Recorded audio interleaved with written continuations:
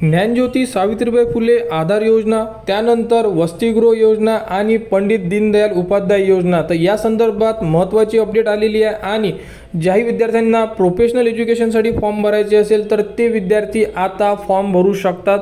तर त्या विद्यार्थ्यांसाठी नवीन टाइम टेबल सुद्धा उपलब्ध करून दिलेला आहे। तर या व्हिडिओमध्ये आपण संपूर्ण अपडेट बघणार आहे आणि यामध्ये संपूर्ण अपडेट अतिशय महत्त्वाची आहे, विद्यार्थ्यांना चेक करणं गरजेचं आहे। तर बघू शकता अशा बद्दलचं एक परिपत्रक जाहीर झालेलं आहे प्रोफेशनल एज्युकेशनसाठी, म्हणजे जेही विद्यार्थी CET मार्फत ॲडमिशन घेतलेली असेल, जसे की इंजिनिअरिंग आहे, pharmacy, agriculture, BE, BTech, MCA, MBA या प्रकारे जेवढेही प्रोफेशनल कोर्स आहे त्या विद्यार्थी आता वसतिगृहासाठी आणि ज्ञानज्योती सावित्रीबाई फुले आधार योजना यासाठी अर्ज करू शकतात। तर त्याबद्दलची संपूर्ण अपडेट आपण या व्हिडिओमध्ये बघणार आहे। तर बघू शकता शासकीय वसतिगृहाचे सन 2025-26 साठीचे व्यावसायिक प्रवेशाचे वेळापत्रक, प्रवेशासाठी अर्ज करण्याचा कालावधी बघू शकता।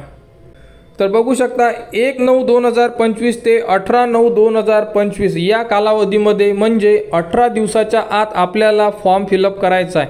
फॉर्म कसा भरायचा, डॉक्युमेंट्स नंबर कसे टाकायचे या संदर्भात संपूर्ण व्हिडिओ या व्हिडिओच्या डिस्क्रिप्शनमध्ये सुद्धा तुम्हाला उद्याला देण्यात येणार आणि फ्रेशमध्ये सुद्धा तुम्ही सर्च करून चेक करू शकता। आपल्या चॅनलवर फॉर्म भरण्याबद्दलचा जो व्हिडिओ असणार आहे तो व्हिडिओ तुम्हाला मिळून जाणार उद्याला, परंतु एकदा तो व्हिडिओ बघा आणि त्यानंतरच फॉर्म भरा। कारण मी आताच सांगतोय तुम्हाला की यामध्ये फॉर्मला एडिट ऑप्शन नाही आहे। एकदा विद्यार्थ्याने फॉर्म सबमिट केला तर विद्यार्थी फॉर्म एडिट करू शकत नाही। त्यामुळे फॉर्म भरताना चूक होऊ देऊ नका, जेणेकरून तुम्हाला ऑफिसला जावं लागेल, ऑफिसला जाऊन तिथून इन्फॉर्मेशन घ्या, त्यांच्याकडून माहिती घ्या, प्रॉब्लेम सॉल्व करा, यामध्ये खूप साऱ्या अडचणी तुम्हाला येऊ शकतात। त्यामुळे व्यवस्थितरित्या व्हिडिओ बघून घ्या, त्यानंतर डॉक्युमेंट्स आपले रेडी करा आणि त्यानंतर आपला फॉर्म फिलअप करा। तर 18 तारखेपर्यंत विद्यार्थी फॉर्म भरू शकतात। त्यानंतर अर्ज छाननी 19 ते 24 मध्ये राहणार आहे, पहिली यादी 25 तारखेला, अशा प्रकारे संपूर्ण टाइम टेबल यामध्ये दिलेला आहे। हे जे परिपत्रक आहे तुम्हाला टेलिग्राम चॅनलवर सुद्धा देण्यात येणार किंवा तुम्ही व्हिडिओमध्ये सुद्धा बघू शकता। एवढीच अपडेट आहे, यामध्ये पत्रामध्ये बाकी कोणतीही अपडेट दिलेली नाही आहे।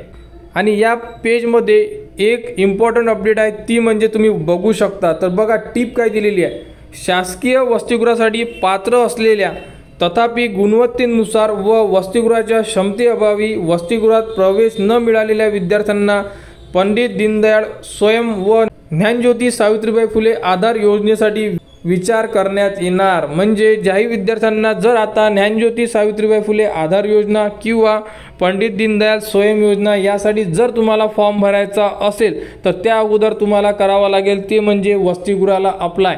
जर तुमचा हॉस्टेलला नंबर लागला नाही तरच तुम्हाला या बाकीच्या योजना या योजनेचा लाभ दिला जाणार आहे। आणि हे पत्रक संपूर्ण महाराष्ट्रासाठी लागू असणार आहे, कारण की संपूर्ण जेही फॉर्म आहे ऑनलाईन असल्यामुळे आपल्याला जे पत्र येते, जी इन्फॉर्मेशन येते ऑनलाईनवाली, ही संपूर्ण महाराष्ट्रासाठी लागू असते।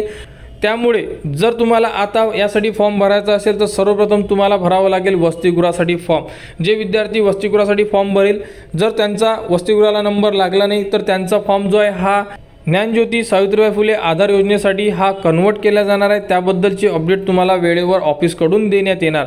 तर सर्वप्रथम विद्यार्थ्यांना भरायचा आहे तो म्हणजे वसतिगृहाचा फॉर्म।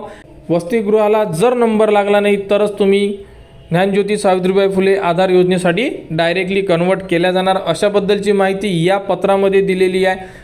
आणि बाकी जर इन्फॉर्मेशन तुम्हाला पाहिजे असेल तर तुम्ही तुमच्या जवळच्या समाज कल्याण ऑफिसला म्हणजे OBC डिपार्टमेंटला जाऊन व्हिजिट करा, त्यांच्याकडून संपूर्ण माहिती घेऊ शकता। आपल्यापर्यंत जीही माहिती येणार ती तुम्हाला आपल्या चॅनलवर देण्यात येणार। त्यासाठी आपल्या चॅनलच्या कनेक्टमध्ये राहा, चॅनलला सबस्क्राईब करा व हा व्हिडिओ इतरांपर्यंत शेअर करा।